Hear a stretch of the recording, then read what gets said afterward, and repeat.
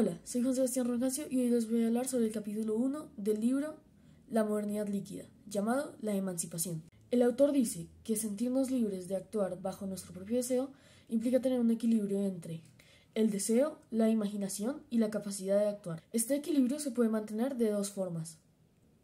La primera forma es recortando el deseo o la imaginación y la segunda forma es aumentando la capacidad de actuar. Si este objetivo se alcanza y se mantiene, la libertad pasaría a ser un eslogan sin significado. El autor dice que esto nos permite diferenciar entre la libertad objetiva y la subjetiva, así como entre la necesidad de liberación objetiva y subjetiva. Puede suceder que las ganas de progresar no emerjan y que las intenciones se vean cortadas por la capacidad de actuar, y en particular, actuar de manera razonable con alguna posibilidad de éxito.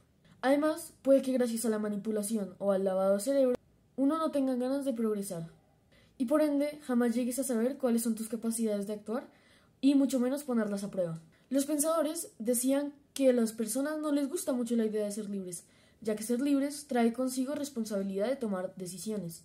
Para ilustrar esto, el autor habla de las bendiciones de media verdad, tomando como ejemplo un episodio de la Odisea, en donde unos marineros convertidos en cerdos se resisten a ser convertidos de nuevo en humanos, y cuando finalmente convierten a uno en humano de nuevo, les reclaman, ya que les dice que volvió a estar obligado a tomar decisiones, y que como un cerdo sin razonamiento alguno, estaba mucho mejor, ya que no tenía que pensar, ¿hago esto o mejor lo otro? Entonces, los pensadores se hacen la siguiente pregunta: ¿qué es la liberación? ¿Es una bendición o una maldición? ¿Una maldición disfrazada de bendición? ¿O una bendición temida como maldición? A estas preguntas surgieron dos tipos de respuesta. La primera dudaba que la gente común estuviera preparada para la libertad. La segunda dice que la libertad promovida por los libertarios no es ninguna garantía de felicidad, sino que por el contrario podría traer más tristeza. En este punto tenemos que hablar de cómo los individuos se someten a la sociedad. Los individuos se someten a la sociedad ya que pueden tener una mejor calidad de vida en sociedad que en solitario. Eso les da una liberación. Pero al someterse a la sociedad se vuelven dependientes. A esto se le llama una dependencia liberadora. La rutina se dice que es algo liberador, ya que te ahorra tomar decisiones banales que vas a tener que tomar todos los días, y te da un camino predeterminado. Por ejemplo, cuando te despiertas en la mañana como un estudiante, no te preguntas si vas al colegio o no, lo haces y ya porque es lo que te han enseñado en tu rutina. Además de que estás sujeto a la sociedad, la cual te dice que si no tomas el camino de ir por el colegio, tendrás un futuro malo o no tendrás estabilidad económica. El autor dice que la nueva sociedad fluida le asegura al individuo toda la libertad que quiera, por lo que la idea de hacer una revolución para liberarse de la sociedad ya no es algo factible y se vuelve algo obsoleto. Aquí hay que hablar de los azares y los cambios de fortuna crítica. Cornelius Castoriadis afirma que lo que está mal en la sociedad en la que vivimos es que ya no se cuestiona a sí misma. Dice que es un tipo de sociedad la cual no considera otra alternativa de sociedad y que está eximida de demostrar o justificar la validez de las ideas establecidas. Dice que somos una sociedad de individuos libres, que tienen pensamiento crítico, pero ese pensamiento no alcanza para encontrar unas alternativas a la sociedad. Algunos dicen que la sociedad posmoderna o sociedad líquida es poco hospitalaria con la crítica, pero el autor dice que esta sociedad es hospitalaria con la crítica como un campamento es hospitalario con las caravanas, ya que mientras cumplan las normas del sitio y paguen a tiempo, no serán molestados.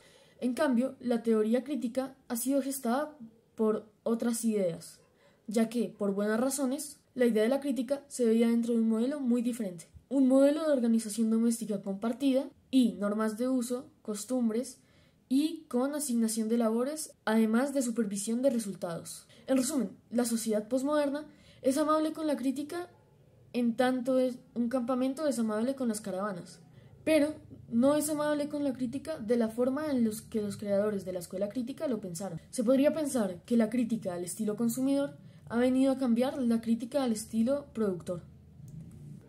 El autor dice que el principal objetivo de la crítica era liberar al individuo de la rutina y que fuera totalmente libre de hacer lo que quisiera. Dice que la modernidad antigua era pesada y que se buscaba que todos fueran iguales y siguieran el mismo camino hacia una vida feliz.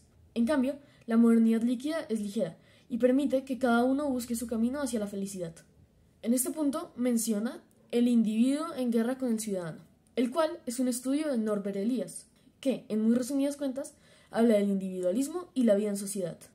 Dice que el ciudadano tratará de actuar pensando en el bien de los otros y en el bien mayor.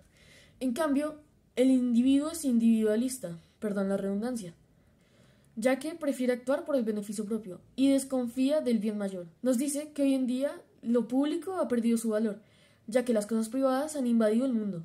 Por ejemplo, las demostraciones públicas antes eran de temas públicos y colectivos. Hoy en día se tratan de exposiciones públicas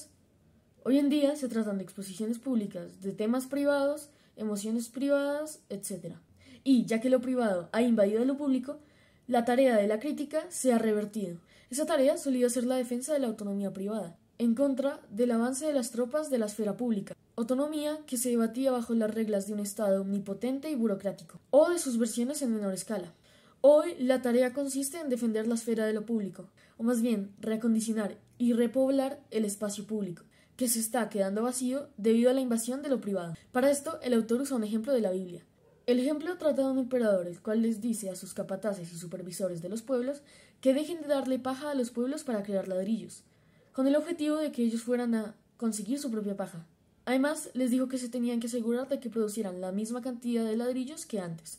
Los capataces dijeron que eso era imposible, pero el emperador dijo que el que no cumpliera con la producción de ladrillos iba a ser azotado. Hoy en día no hay faraones que acepten a las holgazanes, y que la tarea que actualmente tienen los individuos es esencialmente la misma, ya que tienen que autoconstruir su vida individual y además tejer redes con otros individuos a autoconstruirlos y trabajar en el mantenimiento de estas. Dice que el trabajo del pensamiento crítico es el mismo que siempre, sacar a la luz los diferentes obstáculos que entorpecen el camino hacia la emancipación, y que actualmente los principales obstáculos que deben ser revisados con urgencia se relacionan con las crecientes dificultades que hay para convertir las problemáticas privadas en problemáticas públicas, así condensar los problemas y volverlos a convertir en problemáticas colectivas.